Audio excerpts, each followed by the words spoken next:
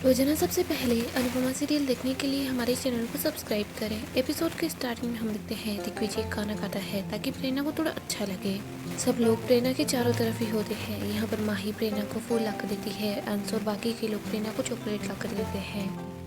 प्रेरणा थोड़ी बहुत खुश हो जाती है। इधर दिग्विजय बोलता है कि ये जो रेस्टोरेंट है और खाना पकाना ये सब कुछ तुम्हारा ड्रीम है ना, तुम श्रुति को ऐसे ही कैसे अपना सपना छीन लेने दोगी। प्रेरणा बोलती है लेकिन मैं करूँ तो क्या करूँ। दिग्विजय बोलता है कि तुम हमारे साथ हमारे कैफे में काम करो। ये सुनकर सब लोग खुश हो जाते हैं, लेकिन यहाँ पर हम देखते हैं तोशु, पाखी और बा ये लोग बिल्कुल भी खुश नहीं होते। अनु बोलते हैं हाँ, हमें एक और समझदार इंसान की जरूरत है हमारे कैफे के अंदर। इधर बापूजी बोलते हैं कि भगवान एक दरवाजा बंद करते हैं तो हमारी अनु बेटिया दूसरा दरवाजा खोल ही देती है। प्रेरणा अनु को गले लगा लेती है और बोलती है थैंक यू सेंटा बहन। दिग्विजय बोलता है बट एक बात को याद रखना, अगर दिल में कभी ऐसी बात आ जाए कि पहले जिनके साथ काम करती थी अब उनके कंपटीटर के साथ काम कर रही हूँ, तुम अपने दिल में गिल्ट मत रखना। प्रेरणा बोलती है नहीं, मुझे तो गिल्ट नहीं होगा। गिल्ट तो उन लोगों को होगा जिन्होंने मेरे साथ गलत किया है। मैंने कुछ गलत नहीं किया। और वैसे भी आप लोगों ने उसके एम्प्लॉय को नहीं चुराया है। आप लोगों ने तो एक हारी हुई लड़की को फिर से एक मौका दिया है। अंश बोलता है कि तुम प्रिपेयर रहना क्योंकि वो लोग फिर से ड्रामा जरूर करने वाले हैं। अनु बोलती है तुम हमेशा खुश रहो। इसके बाद सब लोग साथ बोल रहे होते हैं वी विल रॉकिंग। इधर हम तोशु को देखते हैं जो काफ़ी ज़्यादा गुस्से के अंदर होता है। वो बोलता है कि हमारी मम्मी हर हफ्ते सड़क से किसी को उठाकर जब तक ले नहीं आती तब तक उनका खाना हजम नहीं होता। फिर ये लोगों की ज़िंदगी संवारती है। अभी तक तो इंसान मिल रहे हैं, अगर इंसान नहीं मिलेंगे ना तो इनका बस चले तो कुत्ता, बिल्ली, कोई भी जानवर या कुछ भी मिलेगा तो उसको ले आएगी। मुझे ही कुछ ना कुछ तो करना होगा। आगे हम प्रेम और राही को देखते हैं, तभी उनके पास तोशु आ जाता है। राही बोलती है वैसे प्रेरणा कैसी है। तोशु बताता है कि वो तो बिल्कुल ठीक है, लेकिन बीमार तो तुम दोनों लग रहे हो। वहाँ तो सब कुछ अच्छा चल रहा है। राही बोलती है क्या।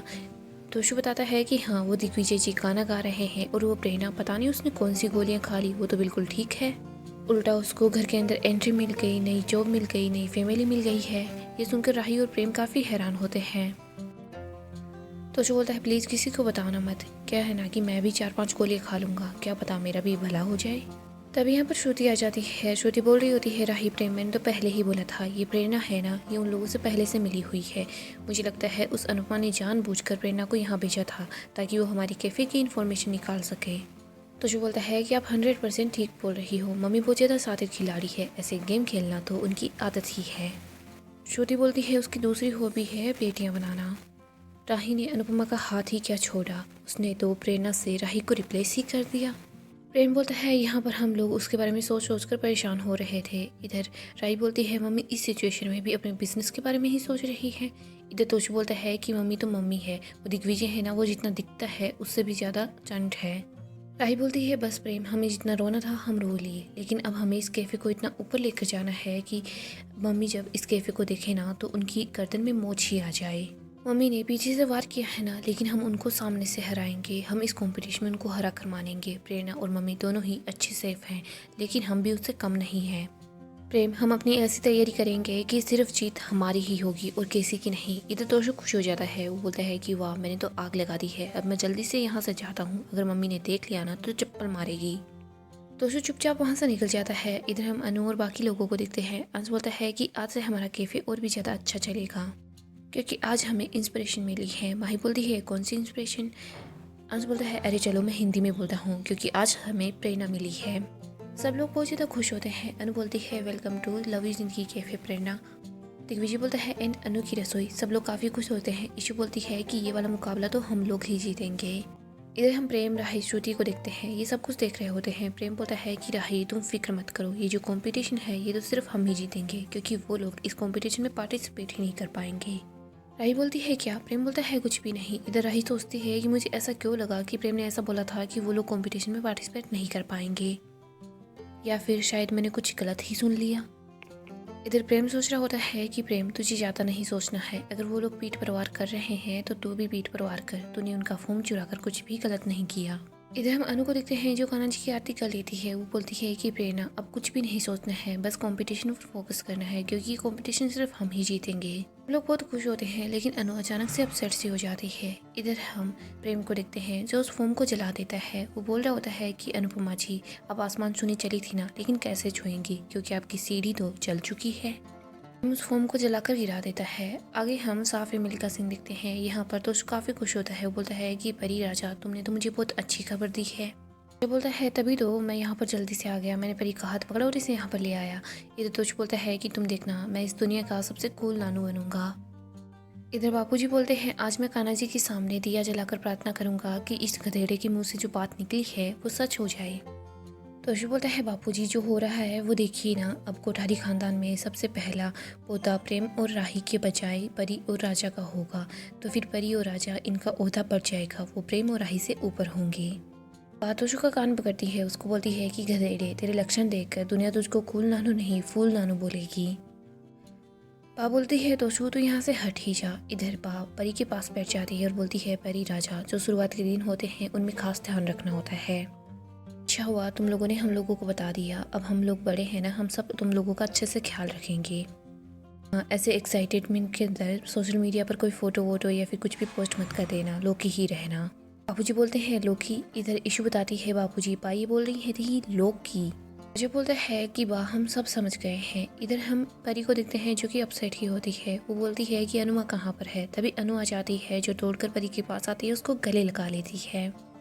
अनु बहुत ज़्यादा खुश हो जाती है। वो बोलती है कि किंजल, जब तुम माँ बनने वाली थी ना तो मैंने कैसे सब लोगों को जाकर बताया था कि मैं दादी बनने वाली हूँ।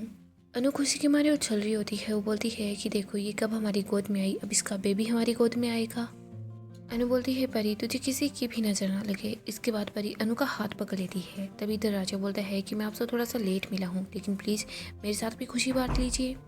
अनु राजा को गले लगाती है और बोलती है कि बेटा तुझे भी बहुत बहुत बधाई हो।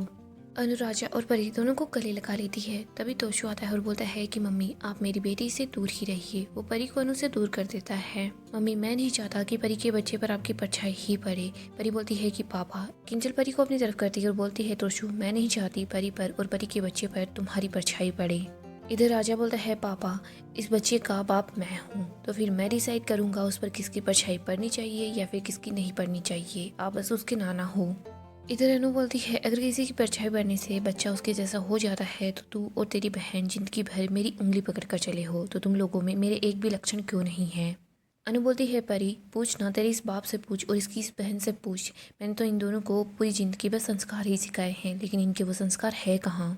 तोशु तू कभी तो अपना मुंह बंद रख लिया कर। इधर अंश बोलता है अनुमा आप यहाँ पर परी और राजा के साथ टाइम स्पेंड कीजिए, मैं कैफ़े में जाता हूँ, सर की और प्रेरणा की हेल्प करवा दूंगा। माही और ईशु बोलते हैं कि हम भी तेरे साथ चलते हैं। वो भी अंश के साथ चली जाती है। परी अनु से बोलती है अनुमा मुझे आपसे कुछ बात करनी है। वो अनु का हाथ पकड़कर उसको वहाँ से ले जाती है। इधर दोस्तों सोचता है कि परी मम्मी का हाथ पकड़कर क्यों गई है, कहीं मम्मी उसको कोई नई पट्टी ना पटा दे, मुझे कुछ ना कुछ करना ही होगा। आगे हम कैफे का सीन देखते हैं। प्रेरणा बताती है कि मार्केटिंग के अलावा मैं सेल्स भी अच्छी कर लेती हूँ और मैंने रिसर्च भी बहुत ज़्यादा की है, लेकिन सेंटा बहन जितना अच्छा खाना नहीं बना सकती। दिग्विजय बोलता है क्या करें, उनको तो निकाल भी नहीं सकते वरना पाप लग जाएगा। इधर हम देखते हैं ईशु सबके लिए चाय कॉफ़ी ले आती है। ईशु बोल रही होती है कि ये काम भी आसान नहीं है, तुम जिस काम में एक्सपर्ट हो तुम बस वही काम करो। ईशु बोलती है अभी तक हम लोग ऑनलाइन और सोशल मीडिया पर कुछ ना कुछ कर रहे थे, लेकिन अब से तुम जो बताओ कि हम वही करेंगे। प्रेरणा बोलती है थैंक यू सो मच, और वैसे भी लव यू जिंदगी कैफ़े काफ़ी अच्छा चल रहा है, लेकिन बिजनेस बढ़ाने के लिए हमें स्ट्रेटजी बनानी होगी, लेकिन वो काम भी मैं अकेले नहीं कर पाऊंगी। अंश बोलता है ईशु और माही फ़िलहाल बिजी है बट मैं फ्री हूँ, तो मुझे बता दो, मैं जल्दी ही सीख जाता हूँ जो भी काम होता है। माही बोलती है मतलब हमारी मार्केटिंग टीम अब पूरी हो चुकी है, अब चलो इसी बात पर मेरी न्यू डिश ट्राई करो, मैंने ये अनुमा से सीखी है। सब लोग जैसे ही उसको चखते हैं तो सबको अच्छा लगता है। इधर दिग्विजय बोलता है कि तुम तो अनुपमा जी को कॉम्पिटिशन दे सकती हो। प्रेरणा अंश को बोलती है अंश हमें कंपटीशन के लिए प्रॉपर प्लानिंग करनी होगी, लव यू जिंदगी कैफ़े का प्रॉपर हम लोगों को प्रमोशन करना होगा। दिग्विजय बोलता है ये सब तो हमने सोचा ही नहीं, हमने तो बस होम फिल कर दिया। अंश बोलता है अगर तुम्हारे पास अभी टाइम है तो हमें कोई प्रॉब्लम नहीं है, हम अभी जाकर वेंडर से मिल सकते हैं। प्रेरणा बोलती है हाँ क्यों नहीं। ईशु बोलती है सब कुछ अच्छा हो रहा है, 2-4 दिन में कन्फर्मेशन भी आ जाएगा। माही बोलती है ऐसी बातों पर अनुमा करती है, सब लोग एक साथ थू थू थू करते हैं।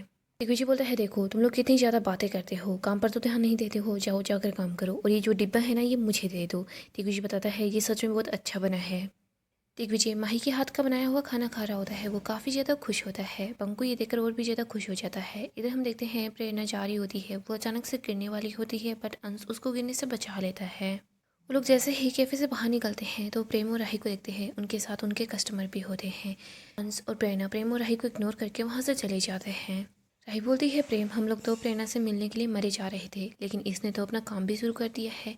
कोई बात नहीं है, हम भी अपना काम करेंगे और इतना काम करेंगे कि सबसे आगे निकल जाएंगे। प्रेम बोलता है, मम्मी को हराने के लिए मैं अब कुछ भी कर सकता हूँ। आगे हम अनु, परी और किंजल को देखते हैं। परी रोने लग जाती है। अनु बोलती है कि क्या हुआ, तू रो क्यों रही है, ये तो खुशी की बात है। परी बोलती है, अगर खुशी की बात है तो मुझे डर क्यों लग रहा है।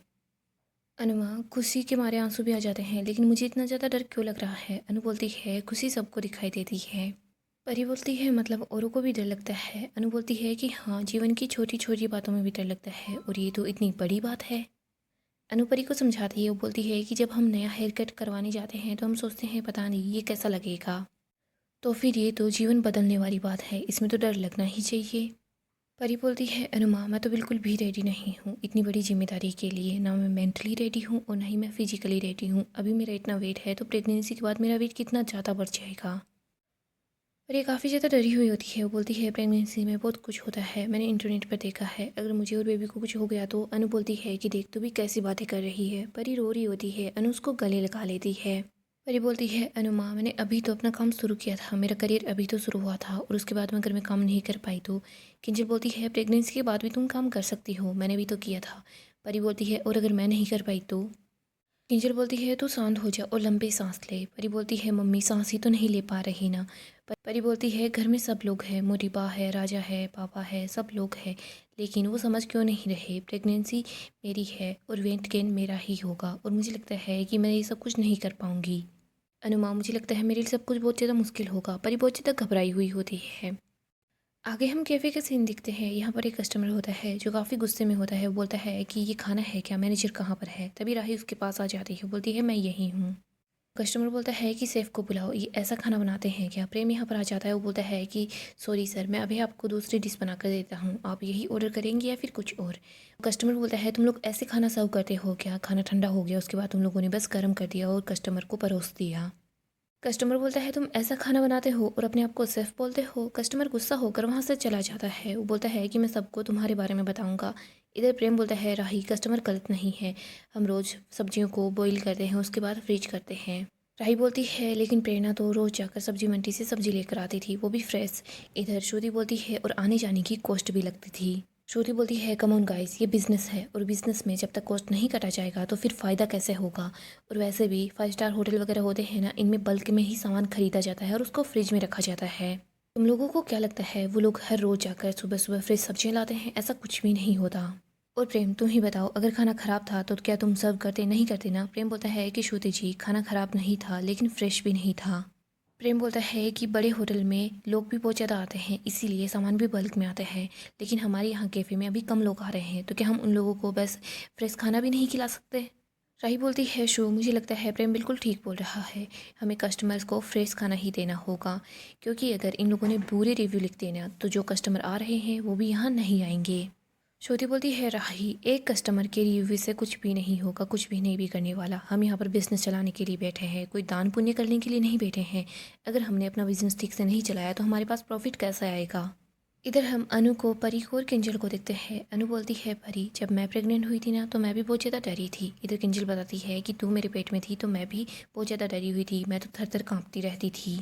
मैं बस पूरा दिन मम्मी मम्मी मम्मी करती रहती थी। अनु बताती है कि ये तो मुझे रात को 2-2 बजे कॉल कर देती थी और बोलती थी, मम्मी मेरे पास आ जाओ, और देख मैंने इसको संभाला था, अब तुझे भी मैं ही संभालूंगी। अनु बोलती है, हम कभी माँ को देवी का दर्जा देते हैं, कभी भगवान का दर्जा देते हैं, लेकिन पता नहीं हम क्यों ये भूल जाते हैं कि माँ भी तो एक इंसान है, उसको भी डर लगता है। अनुपरी को समझाती है, ये डर हर माँ को लगता है और हर बार लगता है, मुझे तो 3 बार ही डर लगा था। वैसे भी तू तो पहली बार माँ बनने वाली है, अब तुझे डर लग रहा है तो तू अपना एक्स्ट्रा ध्यान रखेगी, ये तो अच्छी बात है। परी बोलती है, और मेरे करियर का क्या। किंजल बोलती है, वो भी ज़रूर बनेगा, क्योंकि तुम्हारे पैरों में कोई बेड़ी नहीं बनने वाली, ये बस बेबी है। अनु बोलती है, बच्चा तो माँ के लिए इंस्पिरेशन होता है, जैसे ही माँ अपने बच्चे की शक्ल देखती है तो उसको ऐसा फील होता है कि मुझे अपने बच्चे के लिए कुछ ना कुछ अच्छा करना है। संतान माँ को सपनों को सच करने का साहस देती है। परी अनु और किंजल दोनों का हाथ पकड़ लेती है। वो बोलती है, लेकिन अनु माँ, मैं अपने आप को नहीं संभाल पाती तो बेबी को कैसे संभाल पाऊंगी, मुझे माँ बनना कैसे आएगा, मुझे कौन सिखाएगा। अनु बोलती है, सब कुछ तुझे तेरा बेबी ही सिखा देगा। सिर्फ माँ बच्चे को जन्म नहीं देती, बच्चा भी तो माँ को जन्म देता है। जब एक दिल धड़कता है तो कितनी हिम्मत मिलती है, लेकिन जब तू देख एक ही शरीर में दो दिल धड़केंगे तो कितनी ज़्यादा हिम्मत मिलेगी। तो बस उसी विश्वास की, उसी हिम्मत की उंगली पकड़ कर चलना। मुझे पता है तू बहुत अच्छी माँ बनेगी। लेकिन देख, प्रेगनेंसी का हर फैसला तेरा होना चाहिए। तुझे कब माँ बनना है, कब नहीं बनना, या फिर प्रेगनेंसी को कुछ दिनों के लिए टालना है, ये सारे के सारे फैसले सिर्फ तेरे होने चाहिए। इधर हम देखते हैं तोसू ये बात सुन लेता है तो वो काफ़ी ज़्यादा गुस्से में होता है और वो वहाँ से चला जाता है। अनु बोलती है, परी तू बिल्कुल भी मत डर, तेरी माँ तेरे साथ है, तेरी माँ की माँ भी तेरे साथ है, तेरे मायके की सारी माएँ तेरे साथ हैं। अनु बताती है, मैंने अमेरिका में कुछ औरतों को देखा था जो प्रेग्नेंट थी, बट उनके साथ उनका परिवार तो छोड़ो, उनके पति भी नहीं होते थे। लेकिन परी तेरे साथ तो तेरा ससुराल है, तेरा मायका भी है। तो देखना अड़ोस पड़ोस के लोग हैं ना, वो भी तेरे पास आएंगे और तुझे आकर ज्ञान देकर जाएंगे। तो बिल्कुल फिक्र मत कर, सब कुछ ठीक होगा। और सबसे ज़्यादा ध्यान तो तेरा तेरा राजा रखेगा। वो तुझे कितना प्यार करता है, और देखना वो तुझे पलकों पर बैठा कर रखेगा। वो तेरा इतना ध्यान रखेगा, इतना ध्यान रखेगा कि हम लोग कन्फ्यूज हो जाएंगे, प्रेग्नेंट कौन है, राजा है कि परी है। अनु हंसने लग जाती है। इधर परी को भी बहुत अच्छा लगता है, वो भी काफ़ी ज़्यादा खुश हो जाती है। परी मुझे तो खुश हो जाती है। वो बोलती है कि डर लग रहा था, लेकिन अब मुझे अच्छा लग रहा है, मैं बिल्कुल रेडी हूँ। पहले मैं डर के मारे राजा के साथ सेलिब्रेट नहीं कर पाई, लेकिन अब उसके साथ सेलिब्रेट करूँगी। अनु बोलती है, देख अगर कोई भी प्रॉब्लम हो ना तो डॉक्टर से बात करना, तेरे पास इतनी सारी मम्मियाँ हैं उनसे बात करना, लेकिन प्लीज़ इंटरनेट पर कुछ भी मत देखना। परी बोलती है, नहीं देखूंगी। फिर वो बोलती है, थैंक यू सो मच। एक माँ को भी माँ की ज़रूरत होती है। वो अनु और किंजल दोनों को गले लगा लेती है। ये तीनों काफ़ी ज़्यादा खुश होती है। गाइस, डेली अपडेट के लिए आप हमारे चैनल को सब्सक्राइब करें, साथ ही साथ वीडियो को लाइक भी कर दें। गाइस, अपकमिंग एपिसोड में हम देखेंगे दिग्विजय के सामने मोटिबा और गौतम का सच आ जाता है। दिग्विजय को यहाँ पता चल जाता है कि ये दोनों रणविजय से मिल चुके हैं। यहाँ हम देखते हैं अनु काम कर रही होती है, तभी उसका पैर फिसल जाता है। वो गिरने वाली होती है, पर दिग्विजय उसको संभाल लेता है। बस अनु और दिग्विजय को ही देख रही होती है। दिग्विजय बोलता है कि सारा का सारा भार आपको उठाना जरूरी नहीं है, आप हमसे भी तो बोल सकते हैं कम करने के लिए। दिग्विजय बोलता है, मैं चलता हूँ, कैफ़े ओपन करता हूँ, आप अपना काम करके आ जाइएगा। दिग्विजय वहाँ से जाने लगता है, तभी बापूजी दिग्विजय को रोक लेते हैं। बापूजी बोलते हैं कि हम लोग साथ मिलकर चाय पियेंगे। बापूजी देखते हैं कि दो ही चाय है, बट बापूजी उन दो चायों की तीन चाय बना लेते हैं और बोलते हैं कि शेयरिंग इज केयरिंग। बापूजी, दिग्विजय, अनु तीनों साथ मिलकर चाय पी रहे होते हैं और बातें कर रहे होते हैं, हंस रहे होते हैं। बा देखती है कि कैसे दिग्विजय अनु ये दोनों हंस रहे हैं। ये देखकर बा को बिल्कुल अच्छा नहीं लगता। बा बार बार यही सोच रही होती है कि नहीं, अनु को इस दिग्विजय से दूर रहना होगा। इधर हम मोटिबा को देखते हैं। क्याथी बोलती है कि मोटिबा अब किस काम की वजह से गोवा गई थी। मोटिबा बोलती है, क्याथी तुम मुझसे कोई सवाल नहीं करोगी, मैं तुम्हें कुछ भी नहीं बताने वाली। और तुम्हें क्या प्रॉब्लम है, मैं गोवा गई थी या नहीं गई थी उस बात को लेकर भी। गौतम भी वहीं पर होता है। तभी यहाँ पर दिग्विजय आ जाता है। वो बोलता है कि आप इनको जवाब नहीं दे रहे, लेकिन मुझे जवाब दीजिए। दिग्विजय मोटिबा को बोलता है, मुझे अच्छे से पता है आप इस गौतम के साथ गोवा गई थी मेरे बेटे रणविजय से मिलने के लिए। दिग्विजय बोलता है, मैंने भले ही सालकुंडा को छोड़ दिया है, लेकिन वहाँ पर आज भी मेरे कुछ दोस्त हैं। उन्होंने मुझे बताया कि आप, गौतम और आपका वकील, आप तीनों वहाँ गए थे, आप लोग रणविजय से मिले हो। और आपने पहले भी बहुत कुछ किया है, आप मुझे और अनुपमा जी को बर्बाद करना चाहती हो ना। सो गाइस, डेली अपडेट के लिए आप हमारे चैनल को सब्सक्राइब करें, साथ ही साथ वीडियो को लाइक भी कर दें।